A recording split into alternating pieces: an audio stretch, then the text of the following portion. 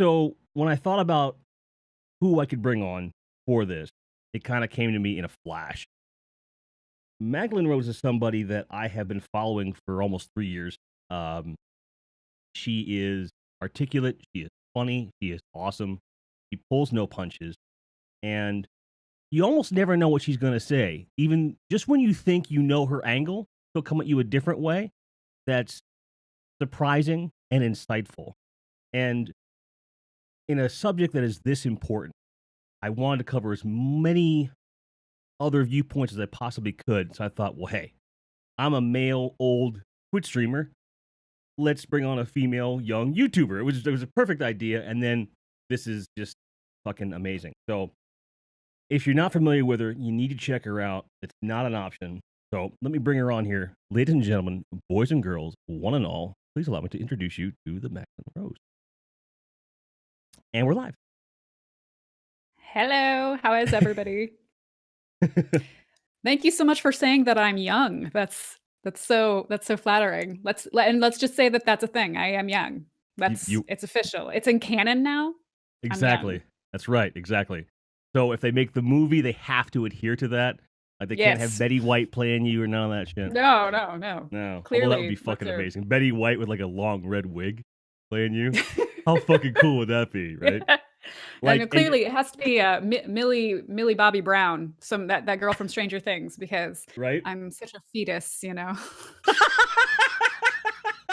All right, we're getting into the baby stuff right away. Some of my mods will appreciate that.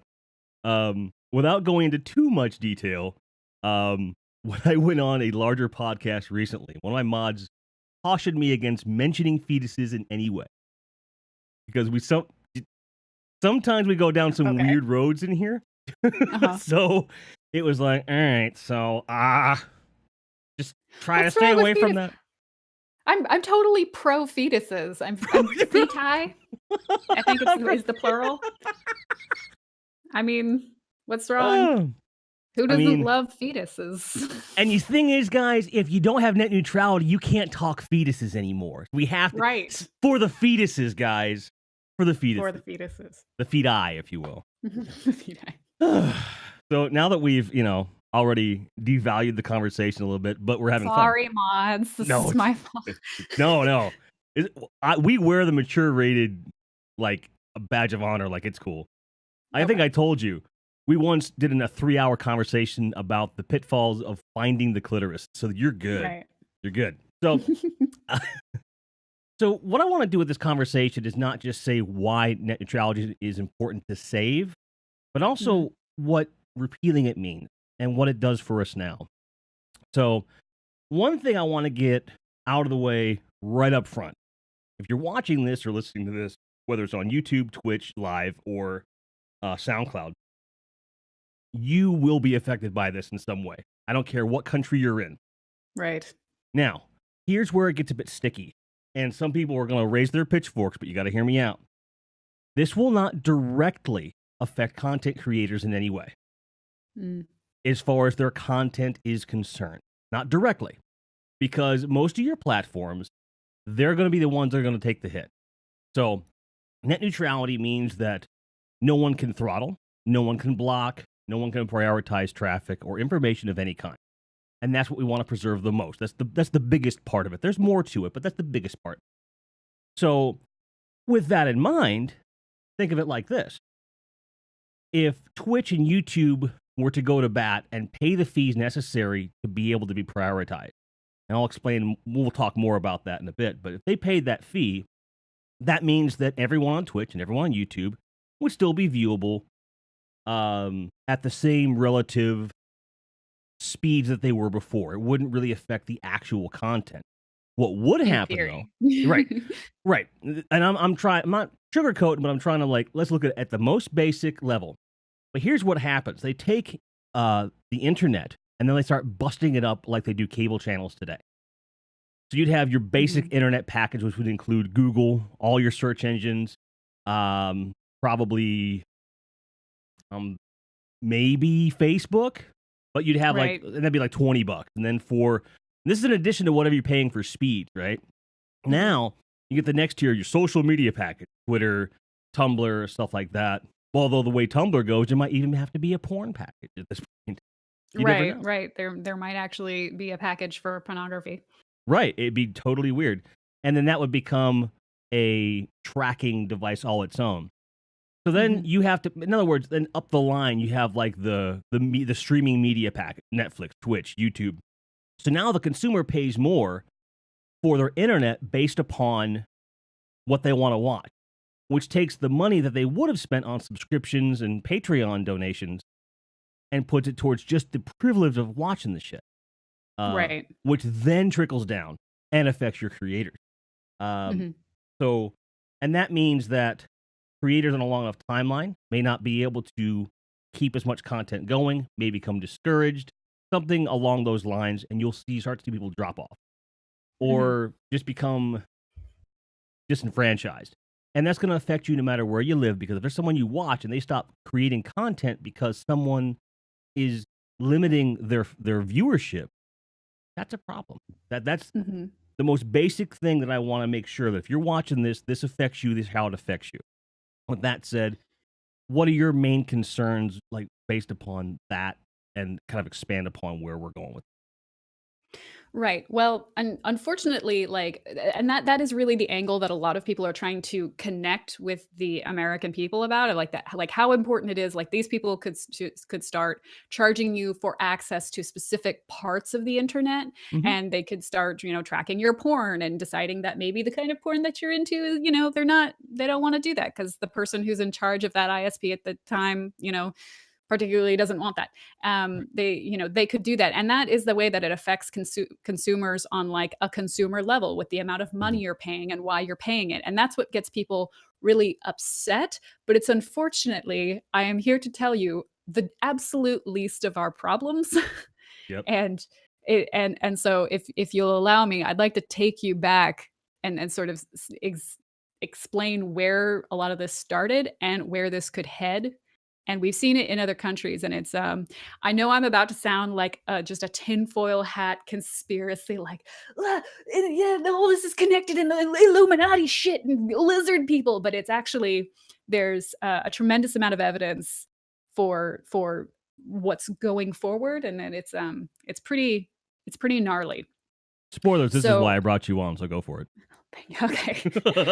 So, it all sort of goes back. Well, it actually goes back to the 1930s, but that's so not even relevant. When the shit really hit the fan, like as far as what's affecting us right now, it was 1996, and that's the passing of the Telecommunications Act.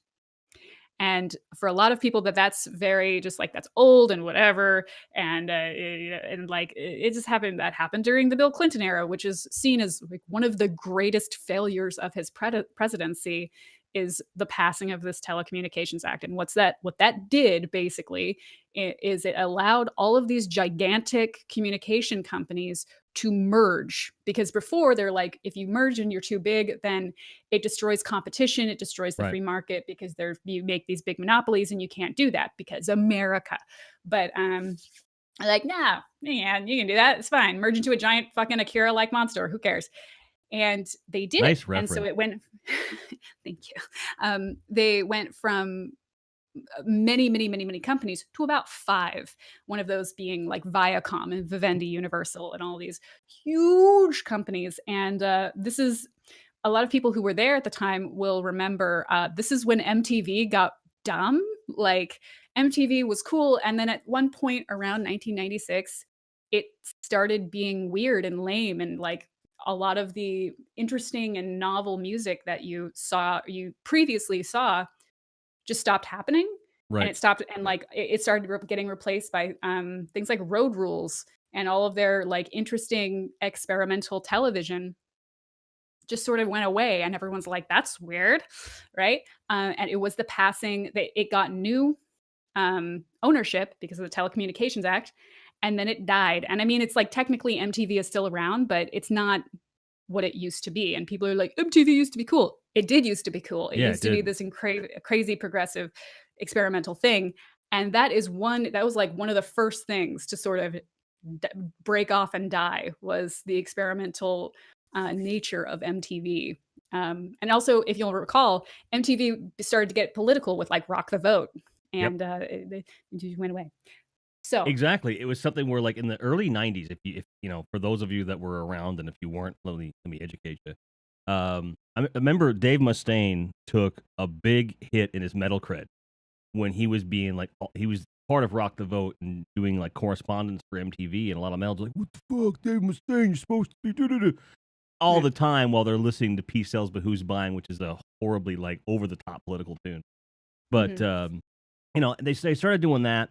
They started, and that's also when like Liquid TV was really big. That's when Right. Liquid there TV was was amazing. MTV was a big commentary platform. It was a lot like a very early form, a more structured version of what you see with vlogging and commentary videos on YouTube now. It inspired a Right. lot of us to do what we're doing now. It showed you that if you had something to say, just go and say it. And there Mhm. was that you had that opportunity that it was that place where a corporation actually connected with people on a real artistic level. Mhm. Then a larger corporation came in, snatched it up, repackaged it, and then just basically made a big poo poo over everything. Right. And it completely changed the content over the time, and then it basically everything became sanitized, everything became very homogenous, and now you have what MTV is now, which is, to put it delicately, like, complete bullshit. Hmm. And so, sorry kids, you get the shitty MTV. But getting back to this, right? What this allowed, the Telecommunications Act allowed these huge companies to become extraordinarily powerful, and that gave them a tremendous amount of money and power and influence with the government. And so they have been able to send lobbyists to Washington and say, we want to be regulated less. We want to be able to merge more Akira, more Akira companies, and we Hmm. want to be able to have as little regulation so we can have all the money and do whatever we want. And people say that that sounds hyperbolic, but it is shockingly not. Like, that really is, at the end of the day, it's about greed and power. It's Disney fucking villain shit, and Well, the thing you is can, that like yeah, there used to be more than one cable company in a given county anywhere across the United States. That hasn't been a thing right. for about, if you look at 20 years. Oh wait, Nope. 21 years ago. Oh, Right. it's one of these things. And if you, it's kind of like the old adage, like, you want to know why a piece of art was made, follow the money. Well, Right. if you want to know where a piece of shit came from, you follow the money. And Right. no Follow matter the how smell. exactly, exactly. What's that? Smell like bullshit. Oh, Yeah. Telecommunications Act. So, Mhm. no matter how small your cable provider is, if you follow it, there's a licensing agreement or a tie or a subsidiary filing somewhere, and they're going to lead to one of these bigger companies. There's about three, maybe Yeah. three in the U.S., and they have ties overseas too. Mhm. So, you know, there are going to be some content coming from overseas, different like television, like the BBC, for example, uh, Right. is very big here in America. Well, depending upon how this goes, this could affect that kind of thing. So it's this Right. further reach thing. So So, yeah, another example of this is, when the Telecommunications Act sort of took hold. Another thing that happened was that all of the radio stations in, like, the central, not Central America, what do we call it? Midwest, the big blobby mhm, conservative area in the middle of the United States. They all merged into one thing called Clear Channel. yep, And then Clear Channel got rid of a ton of its biggest liberal news like channels, right? One of the biggest being like Air America, which was actually started by Al Franken.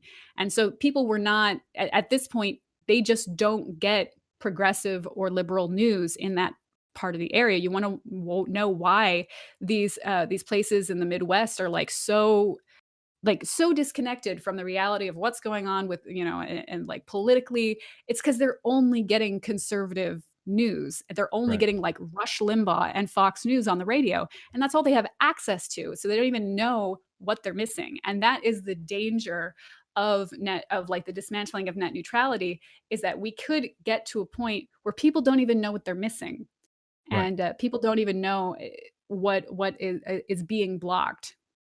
And people want to make this about money, and they don't want to pay more, and that's totally valid. Like, who wants to fucking pay more for anything, and who want, But so I'm getting all over the place because there's so much to unpack. And the greatest asset of that Ajit Pai and the FCC and these ISP internet service providers have is that all of this is tremendously boring and no one wants to care. It's just unfortunate you have to care because the consequences of it can be tremendously terrible for not just our pocketbooks, but our internet and our porn, which are all very important things, but like our democracy.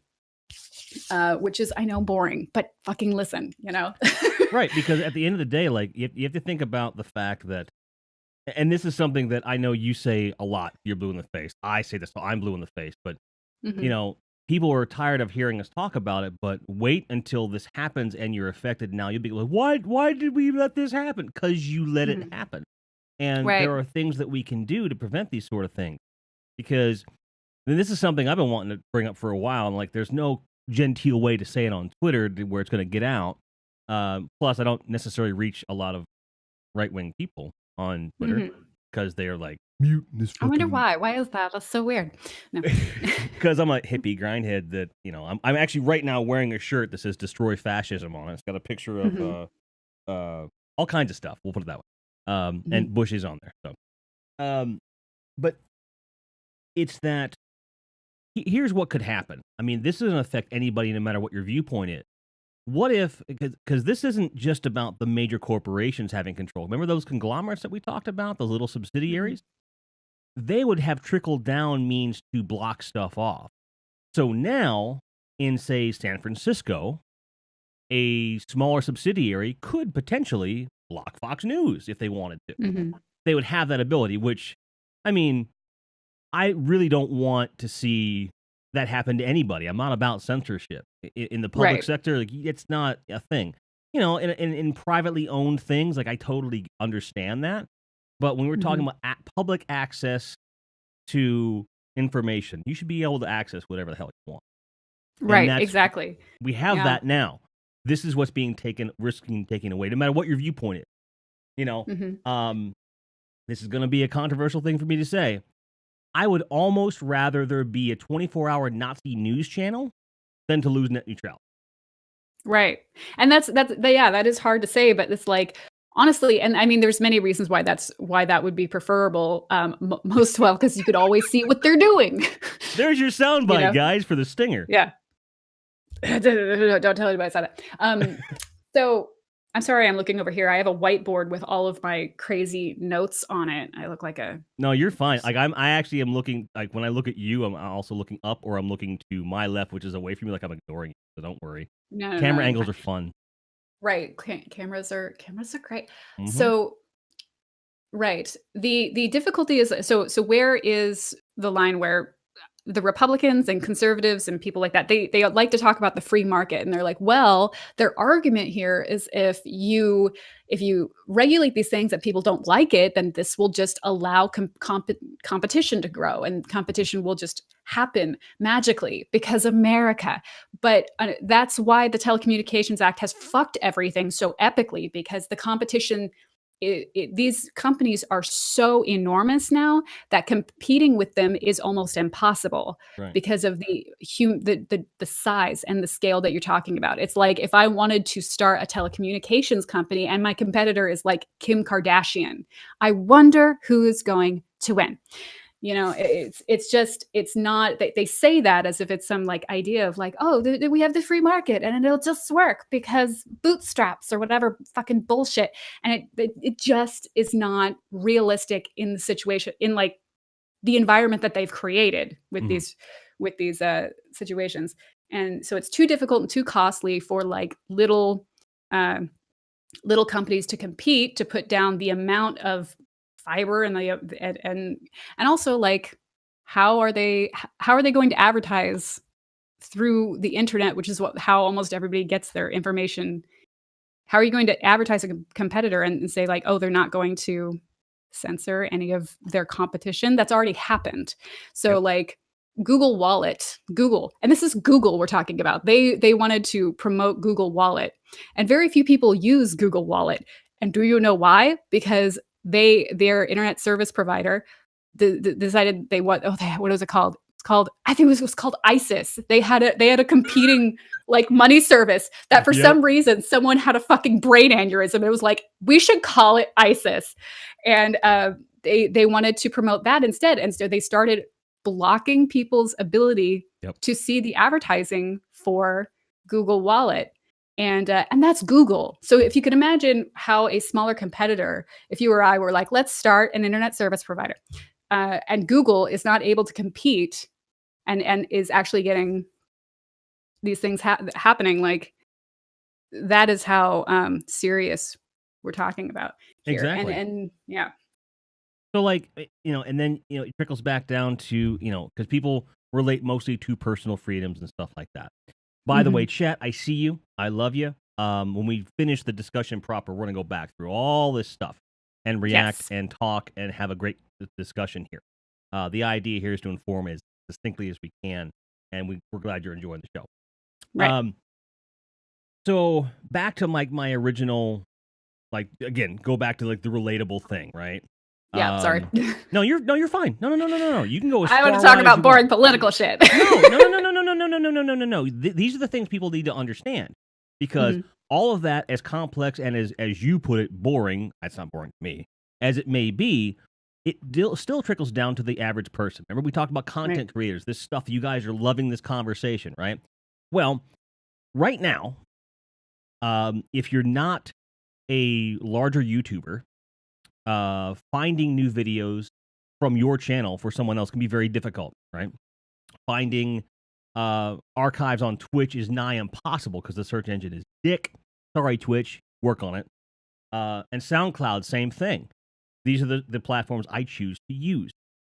So I choose to use a website to archive everything that I do. It's direct links. It's a searchable website. It's got good SEO, which is search engine optimization, so it works with Google, stuff like that.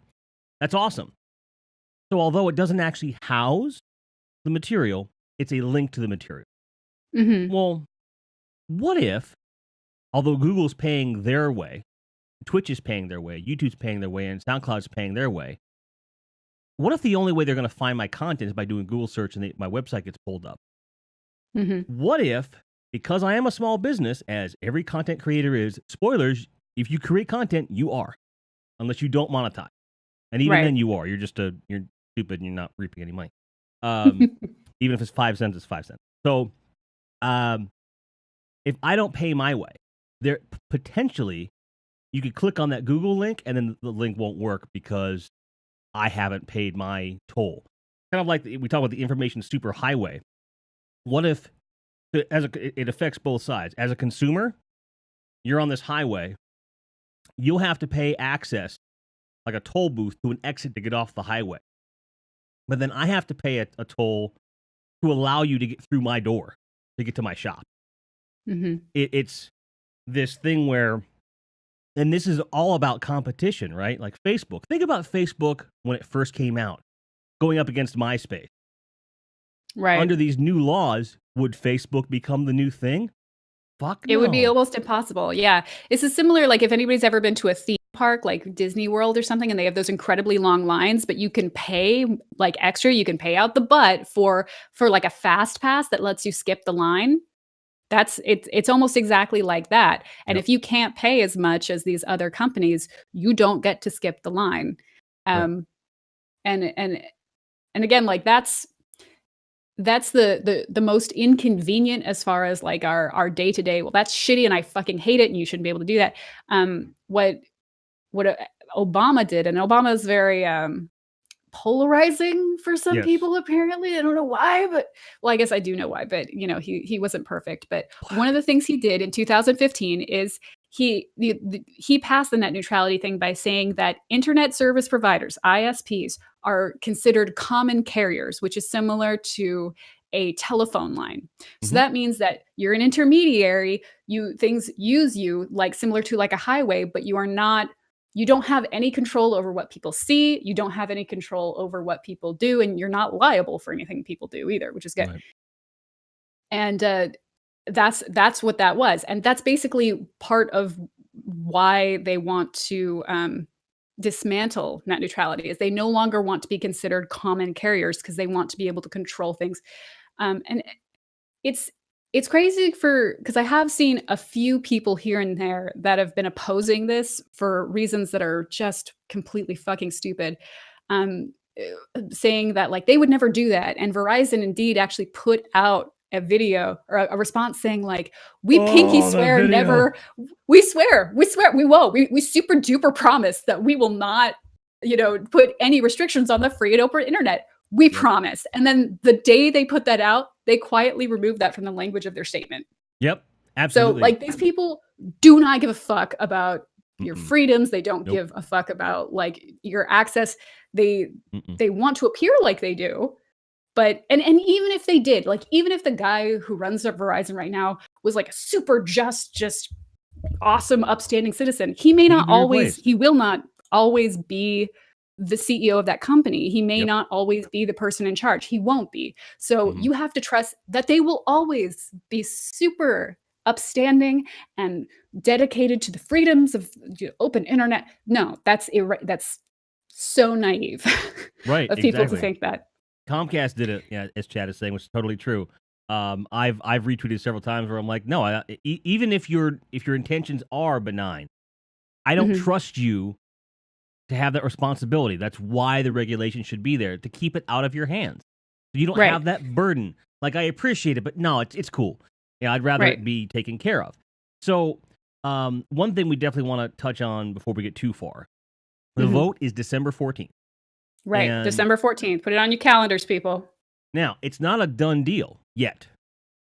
There's two ways that this can get taken care of, or both.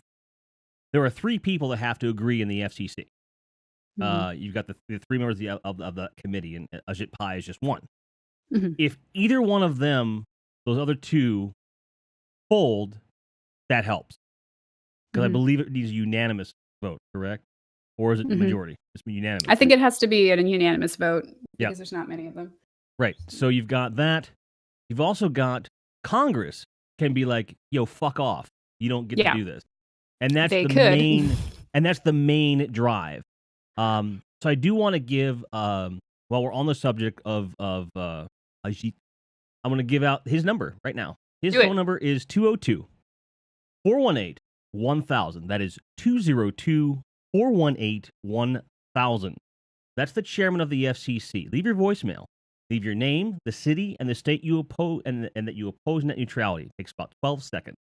Yeah. And that's a tweet by Sarah Sweeney. I have retweeted it earlier today. I'll repeat it one more time. 202-418-1000. And if you want to hear what it's going to sound like, you can actually go to my YouTube channel, and I call his office myself, and I recorded it, so you can get a feel for what it's going to be like. And you will most likely their places have been flooded, so you're probably going to get a machine. Yep. And I just walk you through that experience because sometimes it's a little anxiety inducing for people. Yeah. But and there's also the there's that resist bot that's been pretty popular lately. So you can actually fax your Congress people on the regular.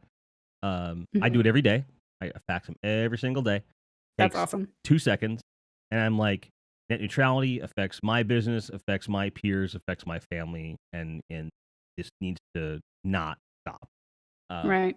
Because Calix, sorry to interrupt, but this guy, Calix says that the FCC ruling is apparently 5 people on the board and 3, it is majority rule, 3 to pass. Gotcha. So that's, So as of now, I mean, depending upon how it goes, we only need to get 3 out of 5 to say no.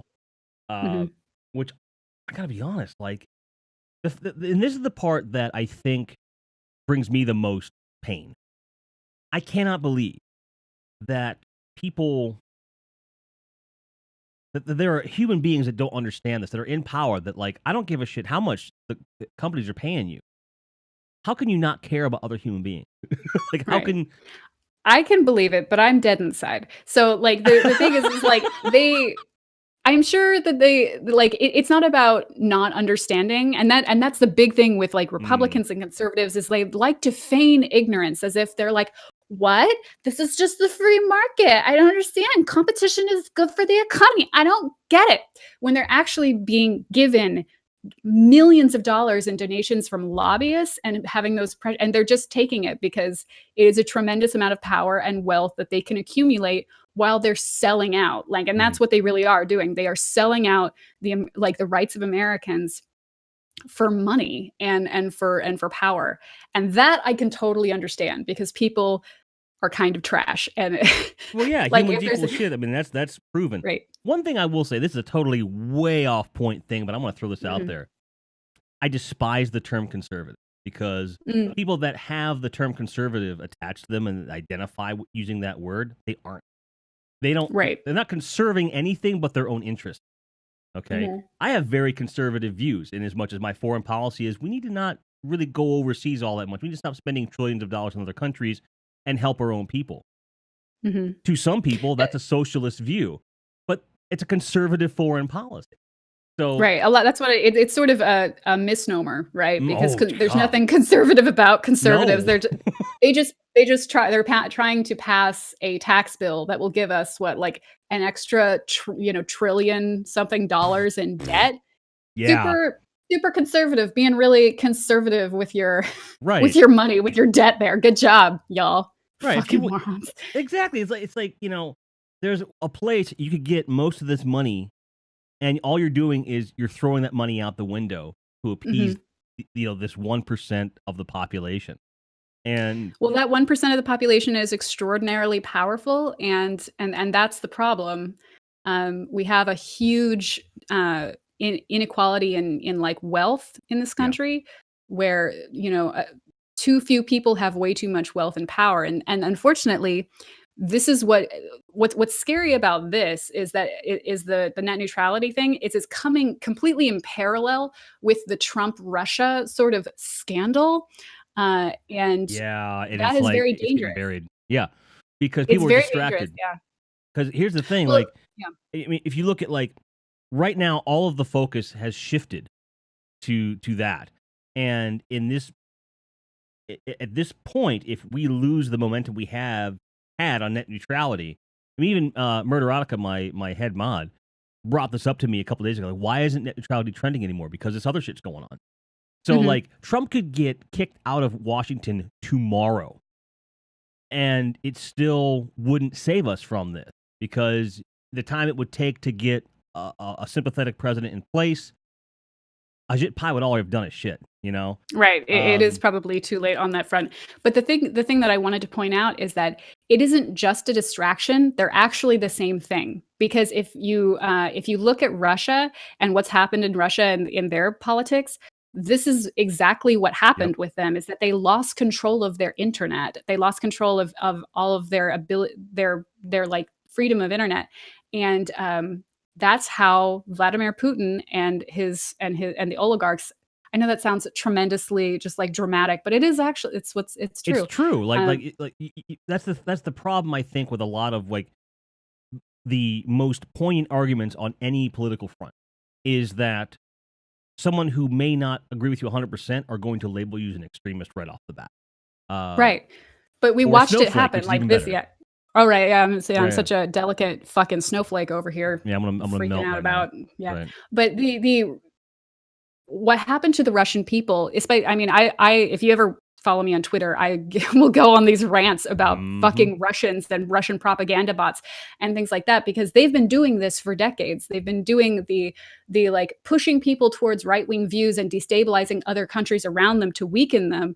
And then it just so happened that they also did it to us. The Brexit thing that's happening in the UK right now, same thing. That was supported by Russian propaganda. The like hardcore Nazi shit that's happening in Sweden right now, supported by Russian propaganda. And what's happening here is supported by Russian propaganda. And what you'll find is like things that are not pro-Putin can often be just blocked on their internet. And like they're oh God, this blew my mind. Okay, so during our election here, people were like, fucking Hillary this or Trump that or whatever. And I started seeing people linking things from RT.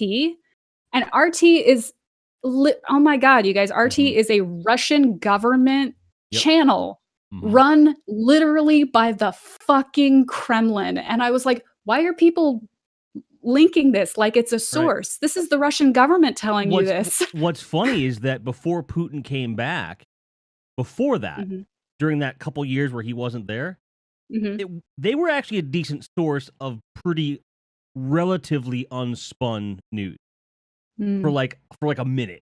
And I think a lot of people like kind of latched onto that because BBC International has such a wide net that they cast.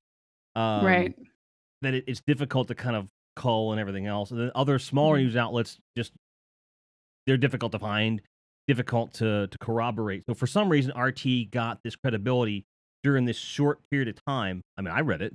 And right after Putin came back, it started going in that direction like you're talking about. And everybody they were using all this propaganda and then now it's just like it all links together like tinfoil. You know, they were pushing things in a certain direction. Now, neither one of these candidates would have pushed us in a wonderful direction. Let's make no mistake about that. However, but one is tremendously worse than the other. Exactly. One's a Nazi, one isn't. Yeah. You know, and it's a shame that we have to say, well, the one that's not a Nazi is the one that I want. I will say this till I'm blue in the face. The two-party system, the two extreme view system we have right now is the main problem with our government. On top of, the corporations that control everything. If you put a third player in there, just by virtue of it just being a third entity, would create an argument other than I'm right, you're wrong. No, I'm right, you're wrong. And it would kind of like, for example, like abortion would be a different argument because now there'd be a gray area because someone would have to fill something.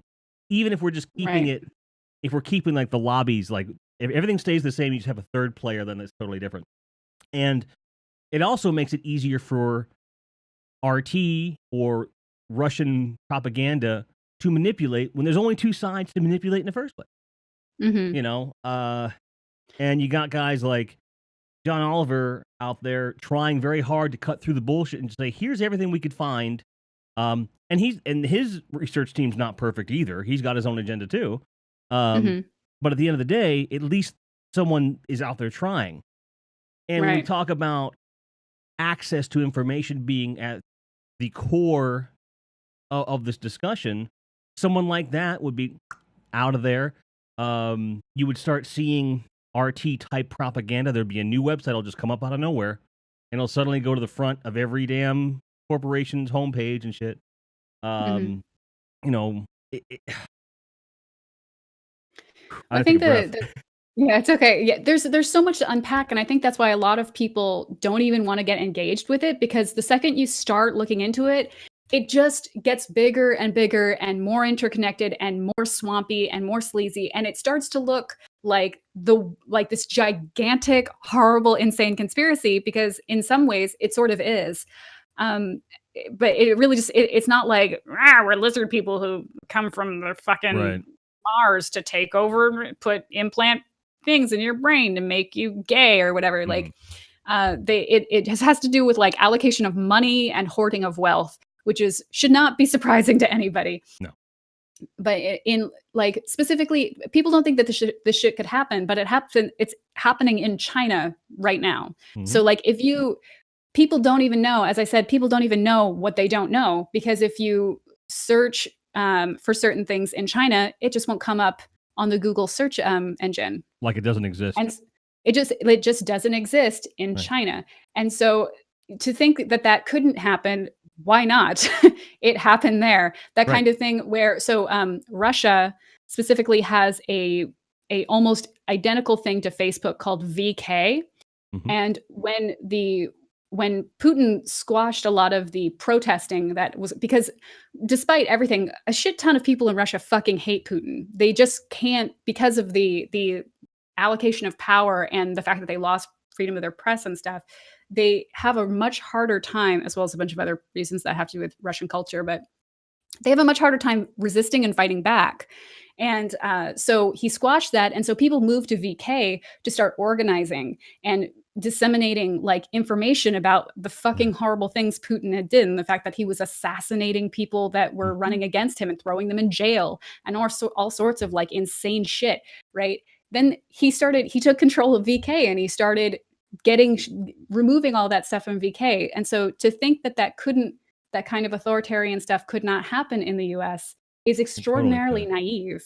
It totally could. And we're seeing it on smaller, more insipid levels already. Right. With the whole quote fake news nonsense, all the different outlets and from a cultural standpoint alone, what I call the headline only culture. Read the headline of the title of the video and then you make your opinion. Like, I can't tell you how many of your videos that have like 60% of the comments, someone just read the title or watched the first 30 seconds and then make an assumption, Oh yes, I get very angry comments about that sort of thing. I mean, it was honestly some of the first comments I ever made on your videos, I think were misunderstood. So we go back and forth a little bit, and over time, we've you understand how I speak, I understand how you speak, and it's a lot easier. But that's even after watching the whole video. Like, these things can be so emotionally charged, and you can be so ready for a counter argument that people don't want to have an open mind. Like, you're here 2 words, and like John Oliver, and decide that I'm out, and that's fine. But I think that part of the issue culturally is that as soon as we catch wind or catch a sniff of something that doesn't sound good, doesn't feel right, we want to steal ourselves from it and protect ourselves from it and lock it away and not think about it. And then one day we're going to wake up and it's all going to be worse. And then you can't get away from the smell. You can't get away from the pain. You can't get away from the feeling. So even if you're listening to this right now or you're watching this right now and you don't agree with us, that's fine. If you want to continue. Well, at the end of the day, if you want to be able to guarantee that you will always have an unfettered way of expressing that disagreement, you need this regulation in place. Can it be modified in some ways from its current state to be a bit better, like to address some of the concerns about, quote, the free market? Probably. Sure. There are other things regarding the way, like, for example, go back to that Telecommunications Act. That's got to go. But because if you really want a free market, that's where it starts. And those kinds of things, I agree, need to be looked at. Because if you're really serious about the free market, you got to start there. And then because the internet isn't a luxury anymore. It just isn't. This is how so much of our information, our education, and our community, it just happens there. No matter what you believe, you need to have a stake in this. You have to believe, at least for now, that what we have is the best bet until we really do come up with something that is a bit better. Because the idea that they're going to regulate it over here, I've worked for a telecommunication company for a third of a decade. I have seen them throttle for less. Okay. You have seen some shit. Right, exactly. Like, hey man, you have an unlimited data plan, but you used 40 gigs this month. You're throttled. Well, yeah, that's something that happened recently, wasn't it? People are like, they'd never do something like that. I'm like, didn't they just do that to Netflix? They just did it. They did. That Comcast deliberately slowed down Netflix and then was like, if you'd like to speed back up, you're going to need to pay. And that's like how fucking mobsters work. And then the FCC stepped in and said, you can't fucking do that. Yeah. That's what this does. So imagine that, but with the emergency broadcast system. Because, spoiler alert, people don't use the radio or TV the way they used to. They use it through applications that use the internet. What if someone decided that a certain area, okay, I'm going to get really fucking fascist on you here. Just bear with me. I'm going super Nazi. Go for it. Let's think for a second that there's a telecommunications company in, say, the Northeast that really, really doesn't like a certain sect of the population. Let's say black people. And there's going to be some kind of a poisonous gas test in New York City. And all the white neighborhoods get the warning through their cell phones, but the black neighborhoods don't. Mm-hmm. That could totally happen with this. Because they could choose to block that. Now, do I think that exact thing would happen? No, because there aren't poisonous gas tests in cities. But the point is that on some level, important information could be excluded. Think about like information about HIV awareness, okay? Low-income neighborhoods and other high-risk demographics. They could start blocking information and aid to those areas just by virtue of just blocking the ability to find out what's available. Yeah. So what you're saying, like, weed out people of the population based upon their access to the fucking internet. Exactly. What you're saying, in a way, has already happened in some areas where they want to. So there are people. There are like some communities. I can't remember. I want to say Texas, but it might be Tennessee, where they privatize the fire department. And then you had to pay for the fire department. And if you didn't, the fire department would come and watch your house burn down. And that literally happened. And it was heartbreaking because they were there to make sure that your neighbor's house that had paid for their fire department bill didn't burn down because your house was burning down. Right. That's the kind of, like, people say like that would never, it did. It's already happened. I mean, look at like healthcare. You now have to register for healthcare on a website. What if you don't have access to a computer or the internet? Yeah. And that's a huge thing because like there are millions of people in the world who are just now beginning to get access to the internet. And there's actually a large portion of Americans who, this is so shocking to you and I and anybody watching the stream because, you know, we use the internet like we breathe water, or we don't breathe water. We're not fish. You have gills. Get off my channel, lizard. No, I am the fish people. I knew it. No, they're not on the internet. They don't have the kind of constant internet access that we do. And people don't really think about that. But the poorest Americans who are the most vulnerable already don't have access to the internet. And this would ensure that they absolutely are never going to get access to the internet. And so one of the things Obama did in 2015 when the net neutrality stuff is that he classified the internet as a basic right to all Americans. It's a right like electricity is a right. And it's just like, that is it, because since its invention, which was not invented by internet service providers, by the way, it was invented by the government, that since its invention, it's changed, completely revolutionized the way we interact with our economy for now and our world. And so to say, and then Ajit Pai had the fucking nards to go in public and say the internet is not a necessary service, and he can suck my ass because that is bullshit. To say in 2017 that the internet is not a necessary service is the most naive drivel I've ever fucking heard. Sorry. No, you're absolutely right, because here's the thing. This is coming from a government entity. We just talked about healthcare. Right now, if you want to register for healthcare, per the current Healthcare Act, you have to do it online. You can do it. You can do it other ways, but to get that information, guess where you got to go? The internet. Online. Right. It just continues to be this ongoing problem, right? It just kind of happened. So, and you can't deny that. You cannot deny the need for access to the internet, unfettered, untouched, uncensored. And until someone comes along and solves other problems that are out there, it's an irrelevant argument to take it away, because they're not fixing things; they're creating more problems.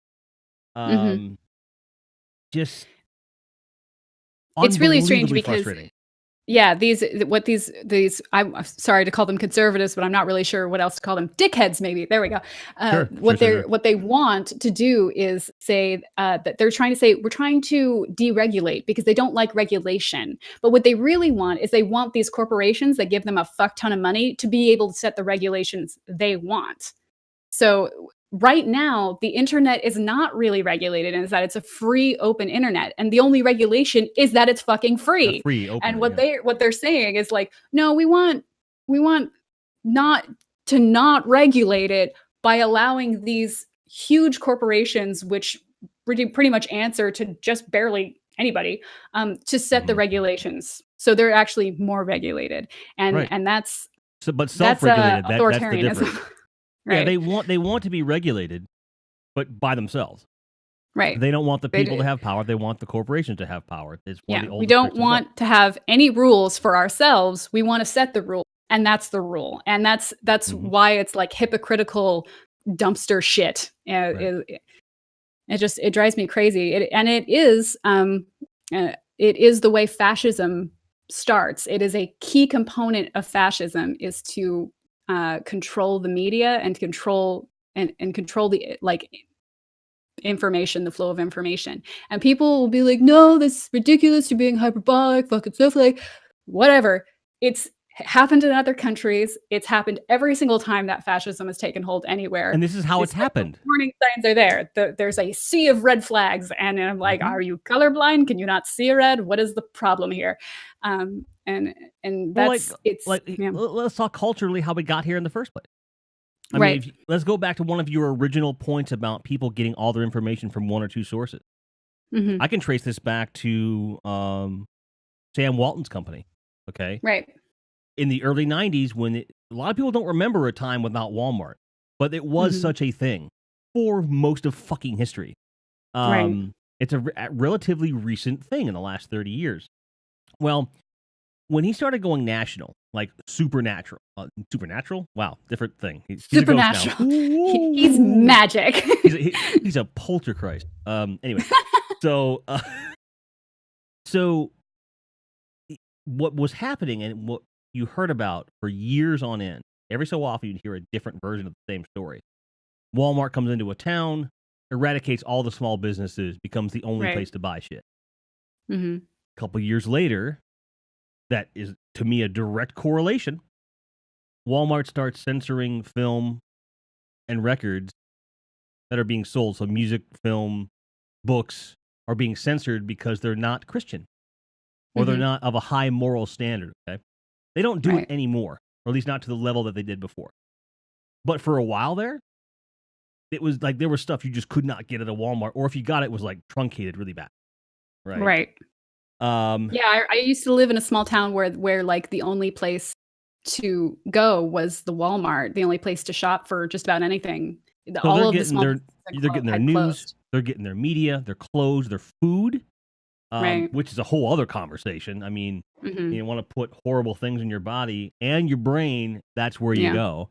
And that kind of, you think about something else, like every thought you have on some level is a biochemical reaction.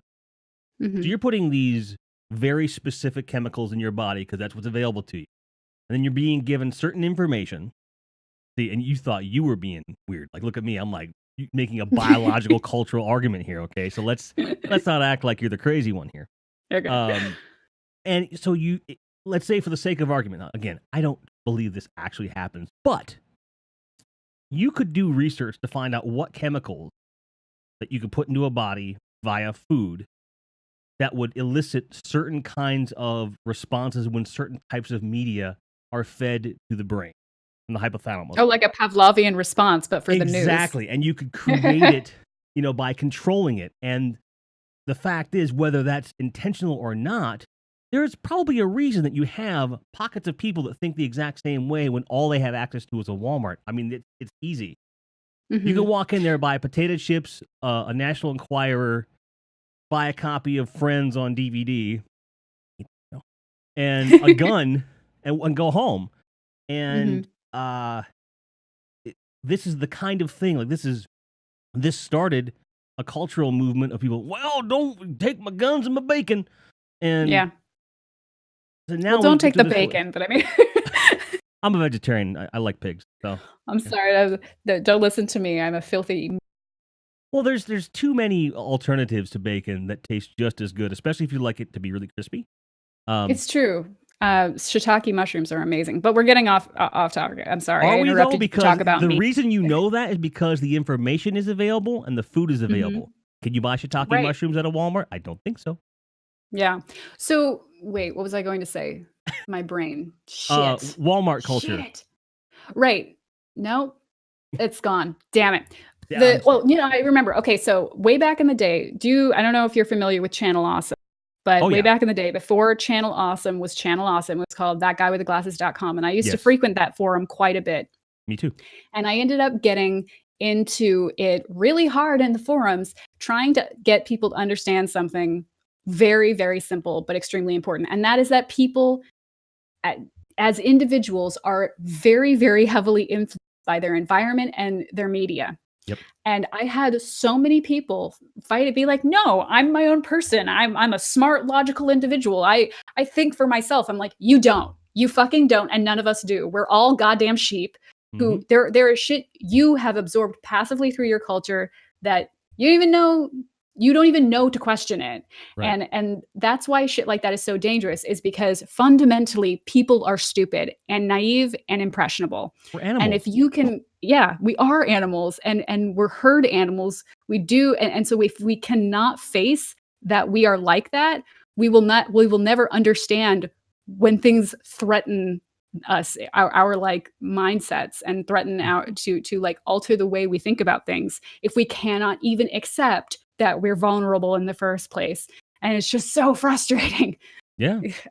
And it's absolutely true. Like, some of us luck out and get into media that forces you to question, right. Like, it's no coincidence that I'm wearing an anarcho punk shirt, right? Right. I mean, when I was coming up, like, that's the kind of thing that I got into, and it kind of conditioned me to question everything, because it started out with me really liking a certain kind of guitar sound that appealed to my ear aesthetically. And then because it sounded good and made me feel good, gave me endorphins, the message also gave me endorphins. So I became a kind of armchair activist in my preteen years and never stopped doing it. That's why I'm 40 and I'm still wearing a fucking anarcho punk shirt. Come on. So, but then you take the other side of that, where the guy that watches the Rambo movies and doesn't see the actual underlying message of what that movie is supposed to be, and then back, like, kind of piggybacks onto, like, the fact that Reagan was really into that film, because you'll hear two arguments for that film series. Like, on one hand, you'll say, oh, it's a perfect, argument for the excess of the Reagan era. I'm like, no, it's about a Vietnam veteran trying to reclaim the idea. He's so disenfranchised, he just wants to kill people, basically. Right. And that's what it was supposed to be about. It became something different towards the end, but, it's all about, like you say, it's your environment, it's your prism that you're looking through. It's that looking glass. I have a tattoo on my left arm. It's on the inside of my elbow. It's an eyeball with an Ebola virus for the pupil. And it reminds me that everyone has infected vision. You're born into something. Religion, politics, a certain TV show. You eat spaghetti every third Wednesday of the Pentecost, whatever. But at the end of the day, there's something that you are born into environmentally to make you culturally biased in some way. Sometimes for the better, a lot of times for the worse. And we have to kind of develop a moral antibody in ourselves, a cultural kind of antibiotic to get through that infection. And but the problem is that you have to be aware of your bias before you can overcome it. Exactly. I see this in people, in like progressives a lot, where understandably people get really frustrated with people in the Midwest and in the South. And I used to live in the South. I lived in the South for quite a while.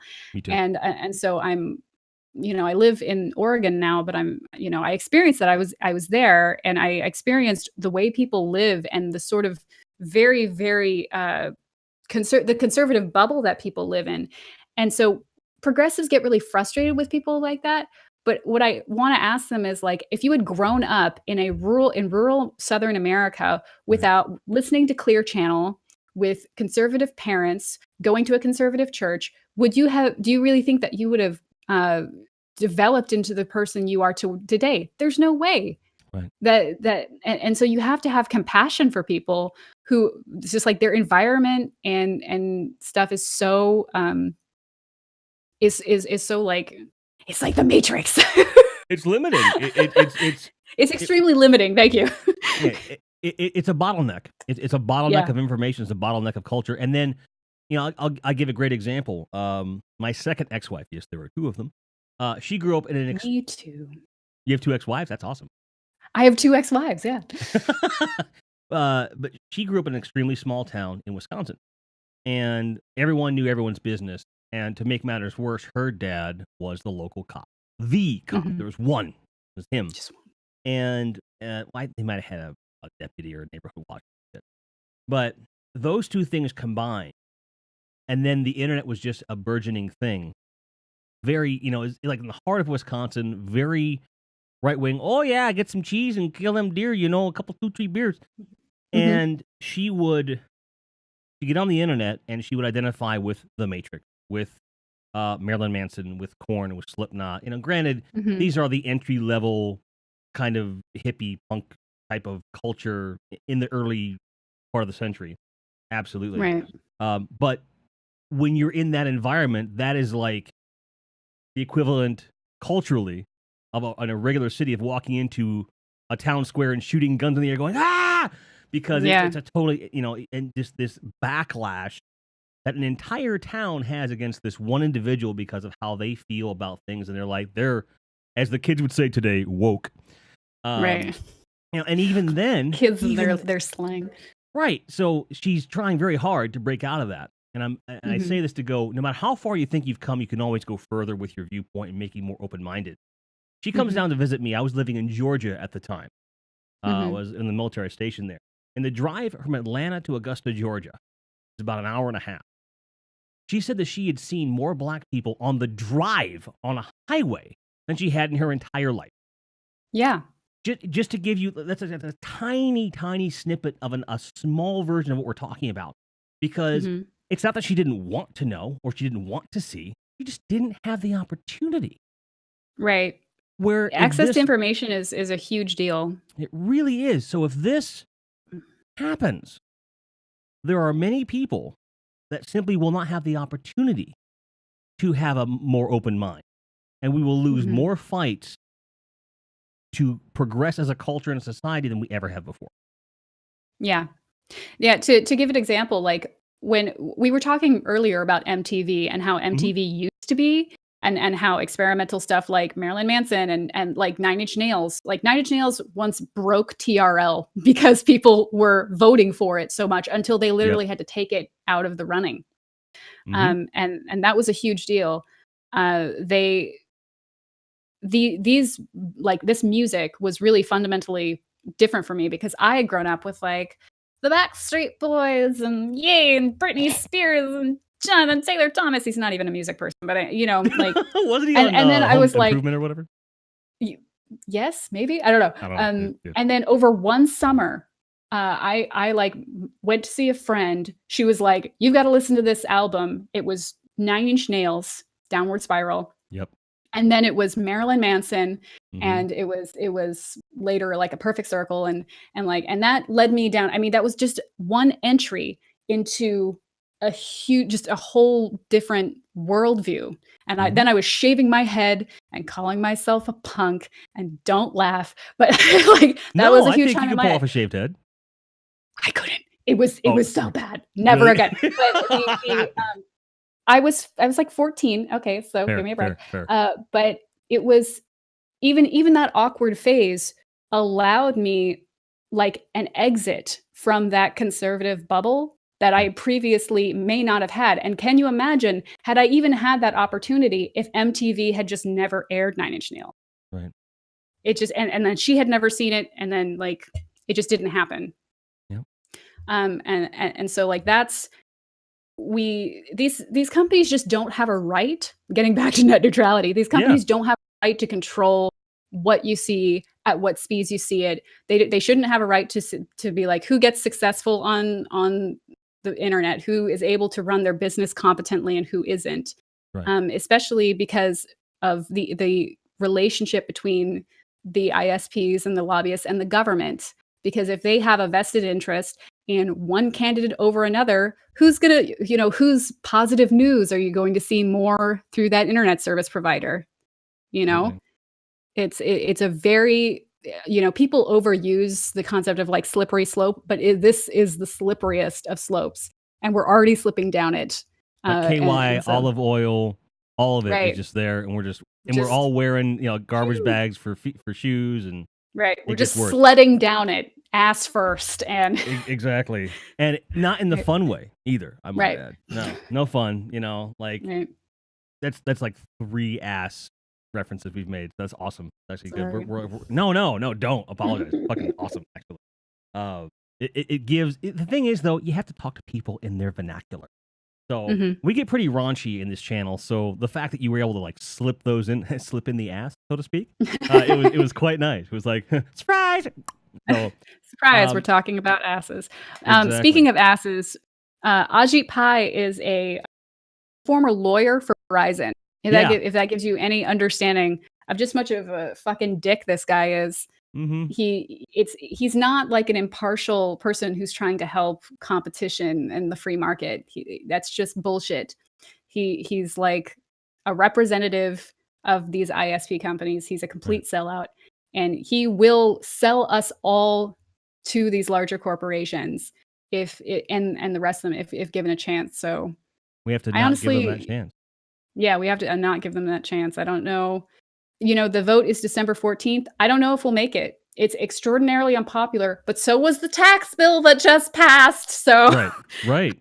And that's a whole other podcast. So in the interest of wrapping the main discussion up, I want to direct people to call 202-418-1000 in the U.S. That's 202-418-1000 in the U.S.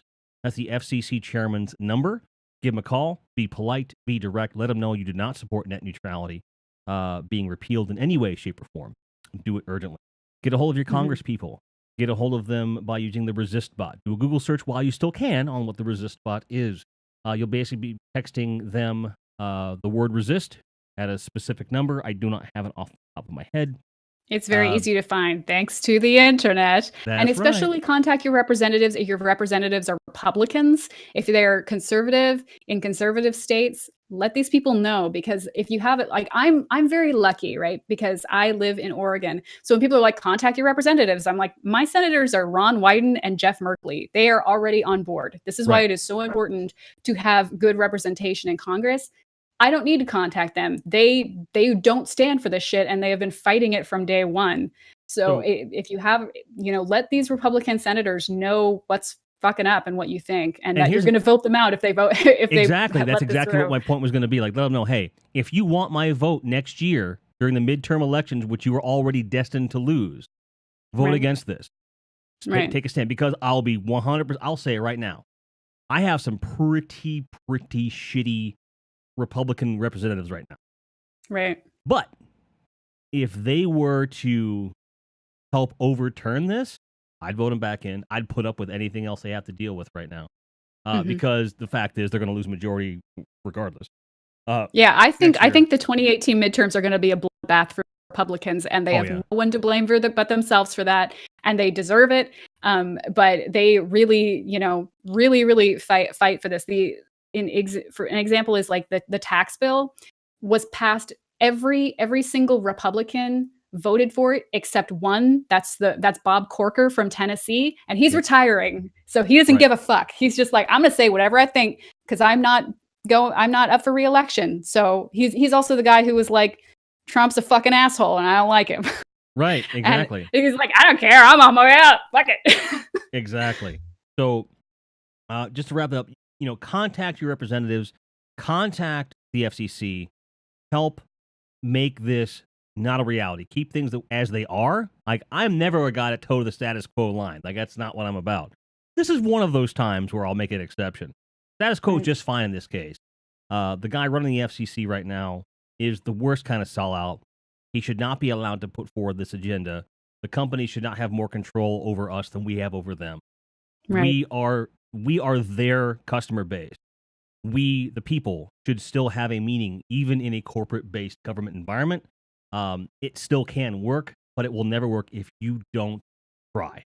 So, any last words before we cut the podcast proper off? Thank you for having me on. My YouTube channel is called Super Princess Tea Party.